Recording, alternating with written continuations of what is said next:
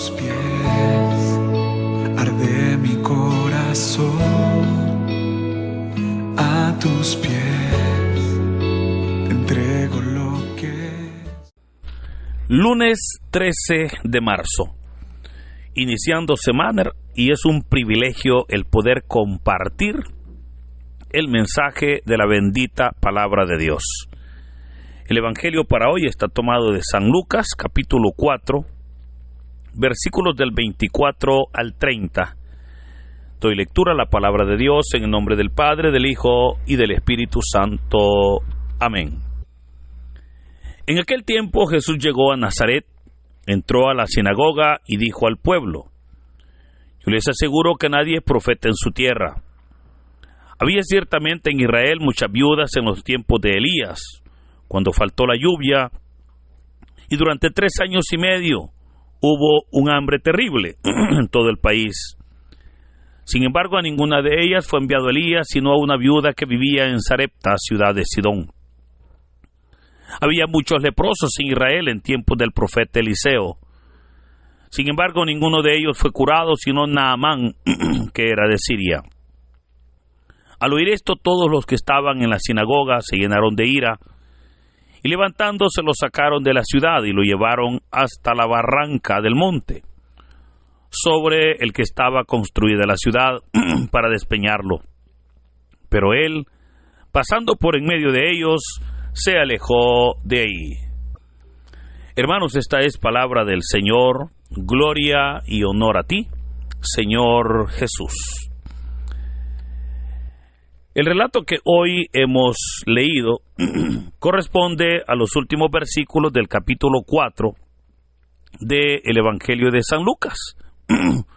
Y este capítulo es importante en este Evangelio, ya que nos presenta lo que se conoce como la proclama de Nazaret, la cual consiste cuando Jesús llegó a la sinagoga, allá en Nazaret, y la palabra de Dios dice que le dieron a leer el libro del profeta Isaías, y leyó aquella porción que nosotros reconocemos como el capítulo 61, cuando dijo el Señor: el Espíritu del Señor está sobre mí, por cuanto me ha ungido, y me ha enviado a anunciar la buena nueva a los pobres, la libertad a los cautivos, el año de gracia del Señor.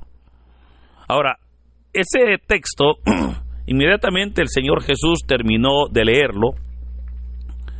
Fue ahí donde dice la palabra que todos se quedaron a la expectativa de cómo Jesús, qué iba a reaccionar en aquel momento. Y fue el Señor el que les dijo: hoy se ha cumplido este texto frente a ustedes. Ellos comienzan a objetarle y a decirle: pero ¿cómo es que hoy se ha cumplido este texto? Si este texto solamente lo puede cumplir el Mesías. Y es ahí, hermanos, donde se da entonces la discusión entre Jesús y, diríamos nosotros, sus paisanos. Jesús y aquellas personas que lo conocían muy bien, porque Jesús, recordemos que ahí se había criado en Nazaret. Pero fue ahí donde el Señor entonces comienza a defenderse y por sobre todo a echarles en cara a sus paisanos su incredulidad. Les va a hacer ver que ellos, tristemente, tienen un corazón duro, que ellos no creen, que ellos no tienen fe, y por no tener fe, obviamente, la obra de Dios en ellos no se va a cumplir. Ahora, esto es importante, fíjese, en este Evangelio de San Lucas, porque con esta acción se nos presenta, de acuerdo a Lucas, el inicio del ministerio público del Señor. Recuerde que tenemos nosotros en la Biblia, y especialmente en el Nuevo Testamento, 4 evangelios. Hemos hablado que los evangelios no son la biografía de Jesús, sino que son un comentario, ¿verdad?, de cómo el autor entendía el ministerio público de Jesús. Por esa razón es que, como no son la biografía, no se apegan a la historia.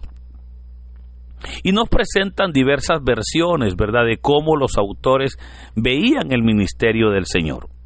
Una muestra es este texto que hoy estamos leyendo, y cómo, de acuerdo al Evangelio de San Lucas, acá inicia el ministerio público de Jesús.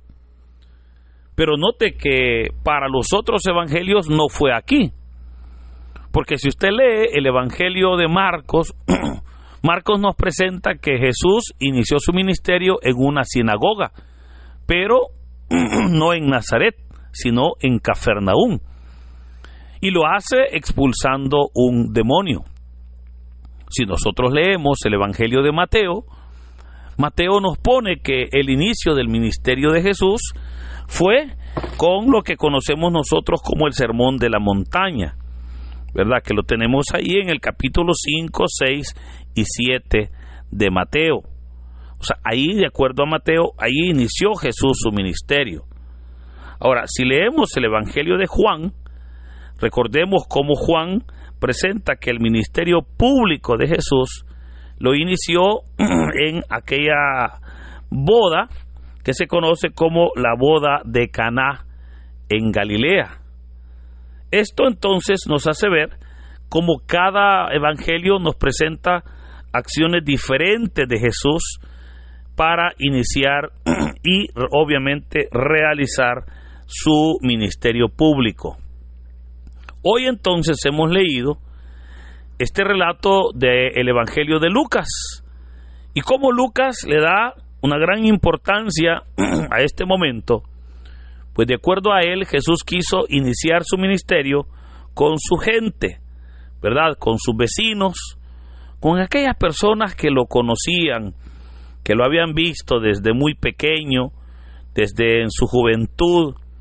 Y el Señor ahora está iniciando ahí su ministerio y les hace ver de que aquel relato que él había leído, tomado del libro del profeta Isaías, hoy se había cumplido, se había tenido su total cumplimiento en aquel momento especial. Por supuesto, aquellas personas comienzan a objetar a Jesús, comienzan a dudar, no creían, no tenían fe, y por tal razón, como ellos se vuelven incrédulos, el Señor les pone dos ejemplos de cómo la incredulidad puede hacer que perdamos o que se pierdan los milagros o las bendiciones que Dios nos quiere dar. Y el primer ejemplo que les pone es la viuda de Sarepta de Sidón. El primer libro de los Reyes, capítulo 17, nos presenta aquel momento cuando Elías se enfrenta al rey Acab y a su esposa Jezabel. Y luego de que Elías decreta que durante 3 años no va a llover en Israel, es ahí donde Elías huye de Israel. Y después de estar en el estanque de Kerit, y obviamente el estanque se seca, un ángel del Señor le dice: levántate y vete ahora para Sarepta en la ciudad de Sidón. Elías llega allá y se encuentra una pobre viuda que estaba buscando unos palos para encender fuego y poder así consumir la última porción de harina y la última ración de aceite que le quedaba. Elías le hace ver de que en obediencia haga una torta de pan para él y que luego Dios iba a proveer. Efectivamente, la viuda obedece al profeta y dice la palabra que durante aquel tiempo ni la harina cesó ni el aceite se terminó. Esto es hermoso porque la misericordia de Dios llegó entonces a esta viuda por recibir en su casa al profeta. Pero así como esta viuda tenía necesidad, había en Jerusalén tantas viudas, pero claramente el Señor le dice: pero el profeta no fue enviada a ninguna viuda en Israel, sino a una viuda en la ciudad de Sarepta de Sidón. Vemos cómo estas viudas de Israel habían perdido, habían dejado de recibir de Dios los milagros, obviamente por su incredulidad. El segundo ejemplo que el Señor les pone por debido a la incredulidad o a los efectos de la incredulidad es el caso del general Naamán, el sirio. El segundo libro de los Reyes, capítulo 5, nos describe cómo Naamán, que era el general del ejército de Siria, era un general exitoso, pero era un hombre que tenía lepra, era leproso. Y se nos hace ver cómo Naamán en una de esas batallas capturó a una joven judía que la llevó como esclava a su casa. Esta joven judía le dice a la esposa de Naamán que en Israel hay un profeta de Dios llamado Eliseo, que si Naamán iba donde el profeta de Dios, era aquel hombre, el profeta, el que podía sanar de su lepra. Naamán entonces emprende el viaje y primero pues llega a casa del rey de Israel. El rey pues ve como una amenaza, él dice que él no tiene control del profeta. El profeta se entera que lo buscan, ¿verdad? Y estoy corriendo en el tiempo en todo el relato para que usted pueda leerlo detenidamente. El caso es que finalmente llegan a Naamán donde está Eliseo. Eliseo simplemente no sale a atenderlo, sino que le manda una razón con su siervo Giezi y le dice: dile a Naamán que vaya y que se sumerja 7 veces en el río Jordán. Naamán comienza a sentirse incómodo, pues él esperaba que Eliseo saliera a atenderlo, ¿verdad?, que le hiciera pues una bienvenida, pero Eliseo no salió ni tan siquiera a atenderlo, sino que con el siervo le manda a decir que vaya y se sumerja 7 veces en el Jordán. Naamán dice: ¿acaso en Damasco no habían ríos más limpios que el río Jordán? Y decide no obedecer. Pero mientras él se retiraba hacia Siria y especialmente hacia Damasco, los soldados le dicen a Naamán que qué perdía si él obedecía al profeta. Lo convencen de ir y meterse o de sumergirse 7 veces en el Jordán. Lo hace y efectivamente ahora vemos cómo la piel de Naamán está ahora sana completamente. Aquel hombre había recibido sanación por obedecer lo que el profeta le había ordenado. Pero claramente dice el Señor que así como Naamán tenía pues verdaderamente necesidad de ser sanado, así también habían muchos leprosos en Israel. Y es aquí donde podemos ver cómo no recibieron aquellos leprosos sanidad, pero sí Naamán recibió. Ahora, ambos ejemplos demuestran que la bondad de Dios se mueve no por pertenecer al pueblo de Dios, o no solo por eso, sino por la fe. Lamentablemente, allá en Nazaret ellos no tenían fe, pero Naamán, pero aquella mujer, aquella viuda, sí les creyeron tanto a los profetas, y por haberles creído, ellos recibieron el cumplimiento de lo que los profetas les habían anunciado. Hermanos, este es un ejemplo claro para nosotros. Claramente sabemos nosotros que Dios se mueve por la fe de su pueblo. La Biblia dice que sin fe es imposible agradar a Dios, pero todo es posible para el que cree. Yo sé que últimamente estamos pasando crisis de fe, y es porque la fe es la certeza de lo que se espera, aunque yo no lo vea. Pero oiga, es la certeza de lo que yo espero, no de lo que tengo, sino de lo que espero. Y obviamente si lo espero es porque aún no lo tengo. Pero ahí es donde la fe entonces sí juega un papel importante, porque si no lo tengo, por fe sé que lo voy a tener en el momento, en el tiempo de Dios. Pero hermano, esto es lo que a muchas personas les cuesta, porque muchas personas les es más fácil vivir por lo que ven, ¿verdad?